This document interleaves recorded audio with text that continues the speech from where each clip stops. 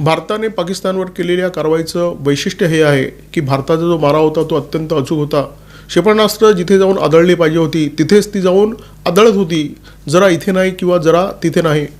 भारताने सरगोदा हवाई तळावर जो हल्ला केला तो हल्ला इतका अचूक होता, म्हणजे सगळेच हल्ले अचूक होते, परंतु सरगोदाचं उदाहरण मी तुम्हाला विशेष करून देतो आहे. कारण सरगोदाच्या किराना हिलजवळ पाकिस्तानच्या अण्वस्त्रांचा जो साठा आहे तो बंकरमध्ये सुरक्षित ठेवण्यात आला होता आणि या बंकरकडे जे भुयार जातं त्या भुयाराच्या मुखावर भारताने क्षेपणास्त्रांनी हल्ला चढवला.